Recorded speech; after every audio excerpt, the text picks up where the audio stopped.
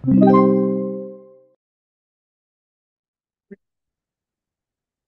situation 10. Data of beam section is given below. B by H is 300 by 600 millimeters. Bar diameter is 20 millimeters. Clear concrete cover to 10 millimeters stirrups is 40 millimeters. Concrete FC prime is 35 megapascal. FY longitudinal is 420 and reduction factor 0.9. The beam is simply supported with a span of 6 meters. It will carry a 15 kilonewton per meter total factor dead load and 100 kilonewton factored load at mid-span. So take note, factored na yung mga load na binigay, ano? So hindi na tayo apply ng load combination. Okay, so actually the computations here sa mga items na to ay lahat design, no? Lahat design. So meaning, kailangan lang natin ma-compute. Kaya nga sa number 28, tinatanong niya, what is the critical factored moment? So, bali yung maximum moment or ultimate moment due to the given load. So, drawing muna natin. So, simply supported daw. So, kunwari yung concrete beam natin.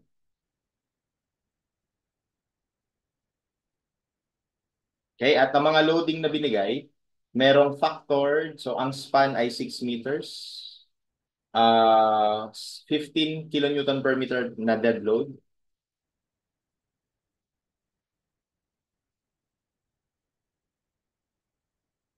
So this is 15 kilonewton per meter, factored na yan. And meron pa tayong factored load sa midspan na 1,000. 100. So,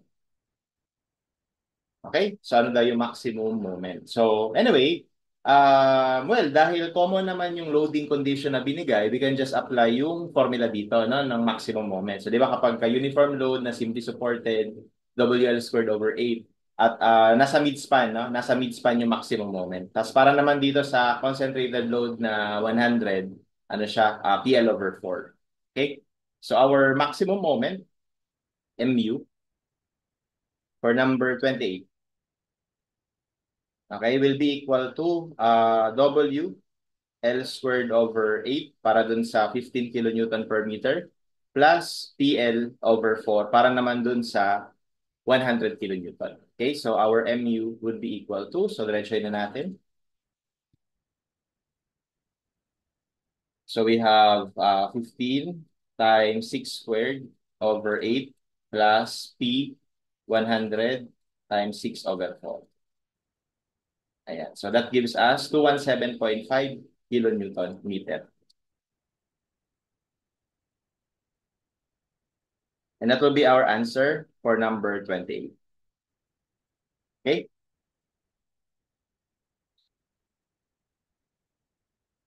So for number 29, determine the required number of tension bars. Okay, so tension bars. So bali, i-design na natin. So bali, ito yung magiging ultimate moment natin for number 29. We just need to know kung ilang bakal yung gagamitin natin. So let's say this is the cross-section. Okay, tapos meron tayong unknown dito na dami ng bakal. I'll just put there something. Tapos kunwari ito yung stirrups natin. Okay? Ang overall depth, so bali ang width nito 300. Tapos yung overall depth ay 600. Okay, tapos sabi niya, yung clear cover daw to 10 mm stirrups is 40 millimeters. So ibig sabihin, mula sa pinaka-bottom hanggang doon sa outside ng stirrups, yun ay 40 millimeters. So ibig sabihin, we should be able to calculate here yung effective depth, no? So effective depth mula doon sa extreme concrete compression fiber which is at the top kasi as you can see, our bending here is positive. Papunta doon sa centroid ng mga bakal sa tension. Ito. So that should be our effective depth, no? So effective depth na yan is bali 600 minus yung clear cover, minus yung stirrups, no? Minus yung bar diameter na 20, no? Minus yung bar diameter na 20. Okay? Actually hindi 20 but half lang ng 20. Okay? So that therefore our effective depth would be equal to 600 minus 40 minus diameter ng stirrup minus kalahati ng 20. Okay, that gives us 540 millimeters. Okay? So, just to explain, no, dito sa part kasi na to, sa part na yan, pagpapalakihin natin, part na yan. So, ganito siya. Ito yung bottom. Okay, tapos ito yung bakal. Kunwari. Ito yung stirrups.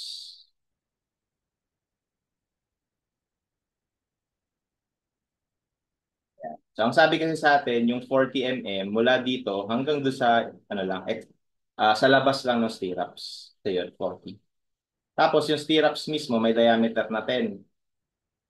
Tapos, yung mismong bakal, half nun, yun yung 20/2. So, ibig sabihin, yan lahat ng ibabawas natin para ma-define yung effective depth, no? Effective depth. Okay, ibabawas natin yan lahat doon sa 600. Alright? So, anyway, now that we have the effective depth, bali, ang idea lang naman dito para ma-define natin is dapat yung MU, no? No, laging mas maliit, no? Hindi lalagpas dun sa capacity. Okay? Tapos ano ba ang capacity niyan, no? Ano ba ang capacity niyan? Well, yung MN, yung nominal strength, di ba kapag dinrawing natin yung um, stress diagram is meron tayo ditong compression. Tapos meron dito yung tension ng ng bakal. Okay? Tapos ito naman yung compression natin na C, no? Na equal sa 0.85 FC prime AB. Tapos ito naman equal sa AS FY, no? Bakit FY? Kasi nagdi-design na tayo, no? Matic na yan. Gusto natin FY yan. Because we want this to be in tension controlled condition. Okay? At kailangan mag-yield yung bakal. So anyway, ang problema kasi kung ito ang gagamitin natin. So by the way, ang distance nga pala nilang dalawa is D minus A/2, no? Kasi ito ay A/2 from the top. Okay? So, D minus A/2. So, bali kapag ginamit natin itong T, tapos moment arm, yun yung MN, no? Bali T times the moment arm. O di kaya C times this moment arm. Yun yung nominal strength.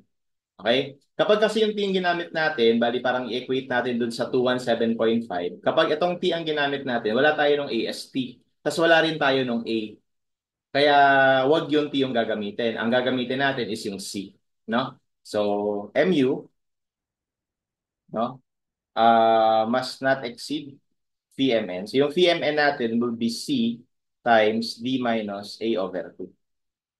Okay? Tapos ano yung C? So, ipasok lang natin. So, yung MU must not exceed P 0.85 FC prime AB times D minus A/2. So, as you can see dito, ang unknown lang dyan is yung A. So we will just solve for A, no? Yung depth ng compression block na required. And then for MU, so nga pala, no? Ang ginagawa ko is assuming, ano to, no? Singly reinforced rectangular beam yung design. Okay? Assuming SRRB yung design. Mamaya, may check natin kung singly reinforced nga ba, no? By taking a look at what will be the value of A. Alright? So anyway, gawin ko na lang muna itong equation to simplify things. So we will have 217.5. Gawin nating Newton millimeter kasi ang magiging values nito ay Newton millimeter kasi magiging mm yan tsaka megapascal. So equals 0.9 given na to pero pag nagde-design matik yon kasi gusto natin maging ano siya um, uh, maging tension control na maging tension control. Tapos 0.85 FC prime, I think that's given. That was 35, no? 35. 35 times A, tapos yung B 300, tapos effective depth 540 minus A/2. Okay? So ito personal preference ko, no? Probably ang nasa isip nyo dito is yung merong RN o di kaya yung formula na merong still ratio, no? Pero ako kasi as much as possible, I do not want to memorize any formula. Puro basic lang dapat, no? Para mas sustainable yung knowledge. Anyway, gagawin is to solve for A. Pwedeng mag-shift solve pero pansinin nyo maigi, quadratic ito, no? So pag distribute ko yan dyan, tsaka dito, magkakaroon ako dito ng a squared over 2, no? Tapos ito naman mga to, i-divide lang natin sa kabilang side lahat. Okay, divide lang natin sa kabila. So kaya magiging itsura ng equation ko ay 217.5 times 10 to the 6 over 0.9, 0.85, 35, 300 equals 540a minus a squared over 2. So kapag aayusin mo yan, no, tawagin ko na lang ito siguro na constant. Tawagin ko lang na constant na k. Kapag aayusin natin yan, pwedeng ganito itsura niya. Pag tinranspose natin lahat sa kanan, no? A squared over 2 minus 540a plus yung constant equal to 0. Kaya dito, ang ginagawa ko palagi is mode equation tapos quadratic. So, ma-solve mo yung dalawang a. Ayan o, mode equation quadratic. No? Tapos lagi itong 0.5, 1 half. Tapos negative. Lagi itong negative ng effective depth. No? Lagi yan. Tapos ito, lagi itong ano, itong nakabilog. 217.5 million over 0.9 times 0.85 times 35 times 300. Okay? Yan. Tapos ito yung isang A, 1027. Ito yung isang A.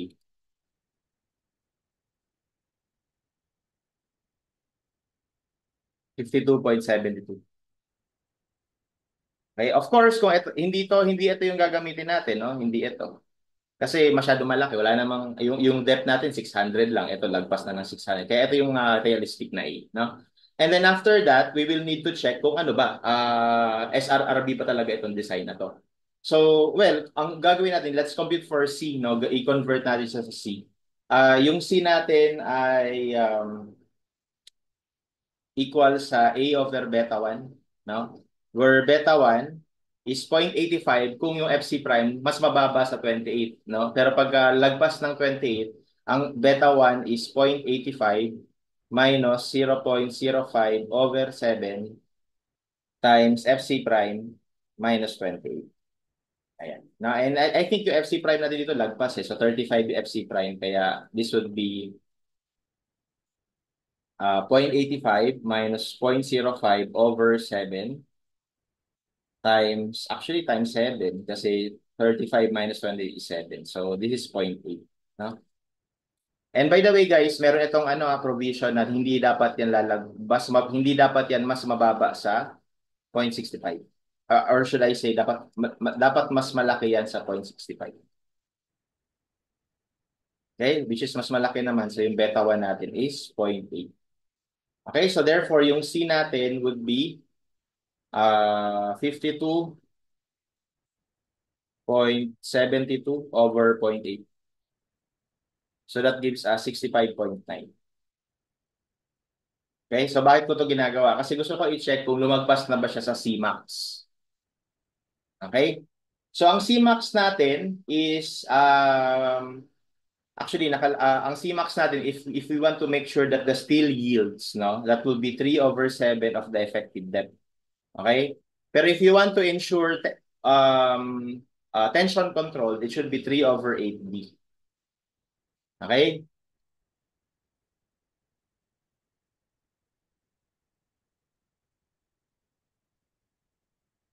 To ensure steel yields. Ito naman is kung gusto mong i-ensure no, tension control. Alright? So anyway, wala namang binanggit sa problem. Again, yung ano dito, yung idea sa paggamit ng dalawa is actually a preference of the designer. No? It's actually a preference of the designer kung alin yung gagamitin niya. Pero actually dito kasi nakalagay na yung fee 0.9 eh. So ibig sabihin, talagang kailangan na tension controlled ito. Kaya dapat ang gagamitin natin na Cmax para dito is itong 3 over 8. No? So, tingnan lang natin ano ba ang value ng Cmax. So, 3 over 8 ng 540, ilan yun? That is 202. No? Laki. So, 202.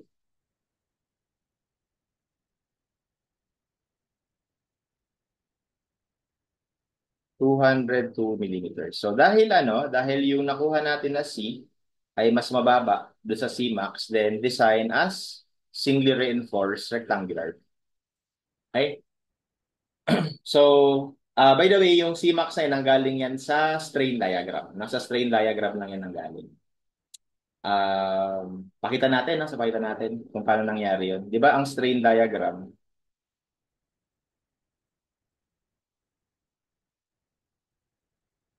so halimbawa, ito yung concrete natin, yung bakal. Ito yung extreme concrete compression fiber. So, ang idea, ang strain ng concrete ay dapat fixed na 0.003. Di ba? Tapos, ito naman, nagbabago. Yung strain dito. No? Strain ng bakal. Okay? So, meron sa NSCP, no? Na kailangan daw yung strain ng bakal is 0.004 if you want to ensure that it will yield, no? At least, no? At least 0.004 if you want to ensure that um, to ensure steel yields. And ano naman yan, 0.005. Okay, to ensure tension control. Um, tension control. Okay? So, eto ngayon, kung isasagad mo siya na 0.004 or 0.005, kunyari isasagad mo, o di ang magiging ano na to, tawagin ko na lang muna na EST max or minimum, kasi ano yan at least, no? Kung isasagad na lang natin na 0.004, so minimum to. Okay? So, kung minimum yan, ito yung tinatawag natin na C, so magiging maximum ito. Okay? Tapos ito yung effective depth. Okay? So, as you can see, itong triangle na to, is similar to this triangle. Ayan, no? So yung yellow triangle, we have Cmax over 0.003 equals, yung green na triangle, you have the over um, minimum strain ng steel. No? And then, therefore, yung Cmax is in general pala ay 0.003 over yung minimum strain ng steel times the effective depth. Okay? So ngayon, depende na lang. Ano ba yung gusto mo? Does it still yield? Siyempre, kung gusto mo lang ma-ensure na mag-yield yung bakal, ang ilalagay mo dito, 0.00. Sorry, hindi pala ito 0.004 rather. No? Mali pala ito, mali ito. This should be EST minimum plus ito pa. Plus 0.003 pa. Okay? So, purahin ko lang itong part na to. Ito rin. So, this should be effective depth over minimum strain ng steel plus 0.003. Ayan. So therefore, lumalabas ngayon na yung Cmax is actually 0.003 over yung minimum strain ng steel na i-consider plus 0.003 times the effective depth. Kaya kung titignan nyo, kung ilalagay ko dito ay 0.004, magiging 0.004 plus 0.003, magiging 0.007. Pag sinimplify mo yung ratio na yun, yun yung 3 over 7. No? Kapag naman ang gusto mo to ensure tension control, ito ang ilalagay mo dito, kaya magiging 0.008 to, kaya magiging 3 over 8 to. So yun, dun galing yun. No? So yun yung um, maximum na depth ng neutral axis. No? So anyway, SRRB yung design. So dahil doon, we will now solve this using SRRB. So balik na tayo sa design. So after we calculate A, now pasok natin yung C is equal to T, summation of forces. Yung C natin 0.85 FC prime, AB equals yung area ng steel na kailangan ko times, again, laging yield kasi, ayun, ano na siya no? Designing kasi tayo So therefore, we can now calculate our required steel area. So that would be 0.85 FC prime. Yung A natin is 52.72. Yung B natin 300 over FY, which is, ilan yung FY natin? 420. So that is now our required steel area. millimeter squared. Okay? And then, to calculate the required number of tension bars, equate lang natin yan, di ba? Number of bars times yung area ng isa is pi over 4 times yung diameter ng squared, the diameter ng bar na 20. Na? So therefore, N would be equal to,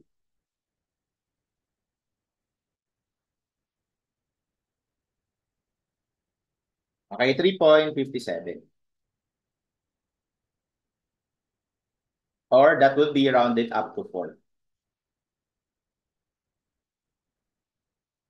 Okay? That would be our answer for number 29. Okay? For number 30, if a 20 kilonewton service, take note service ha, ibig sabihin hindi pa naka-factor, is added at the midspan, determine the required number of 25 mm. So actually sa number 30, ulitin lang natin lahat, except na magdadagdag tayo ng additional moment. No? So for number 30, one thing we have to remember is the diameter ng bar is 25 na ano magbabago? Effective depth. No, yung dating 600 minus clear minus stirrups minus, di ba kaya na 20 over 2? Ngayon 25 over 2 na. Okay? 600 minus 40 minus 10 minus 25 over 2. So that gives us 537.5 mm. Tapos magdadagdag daw ng, so bali MU natin madadagdagan, no? Yung dating 217.5, madadagdagan, nag-apply sa midspan, no? Ng additional 20 kilonewton live load na service. So, bali magdadagdag tayo ng PL over 4. So, plus 1.6 ng 20 times 6 over 4. Okay, and that would be 217.5 plus 1.6 times 20 times 6 over 4. So, that gives us 265.5 kilonewton meter. Okay, and from here on, repeat lang yung process natin kanina. So, pakita ko sa inyo na mabilisan. Di ba ang ginawa ko? Ito. No? And ganito na kagad. Mode equation. Two equation. Lagi yung 0.5 tapos negative ng ilan yung effective depth ngayon? 537.5. 537.5. Tapos dito ay yung moment 265.5 million over, okay, ito na ulit yun. Ito na ulit yun. 0.9 times 0.85 times 35 times 300. Ayan, no? Equals. So, hindi yan. Okay, 65.48. Lagi ko na lang, ha? A is 65.48. Tapos kapag chinek mo yung C, 65.48, divide natin ng 0.8, no? Hindi pa rin yung lalagpas ng Cmax. So, SRRB pa rin to, no? So, dahil doon, after nito, so again, repeat lang natin, C is equal to T na ulit. Tapos masosolve na ulit natin dito yung AS. So, that is 0.85 FC prime A B over FY 420. So, ito yung area ng bakal, 1391.45. And then, makukumpita natin yung number of bars. So, divide lang natin ito ng area ng isang bakal na 25 mm. Okay, and that gives us 2.83, which is rounded up to 3 bars. And that would be our answer for number 30. Okay.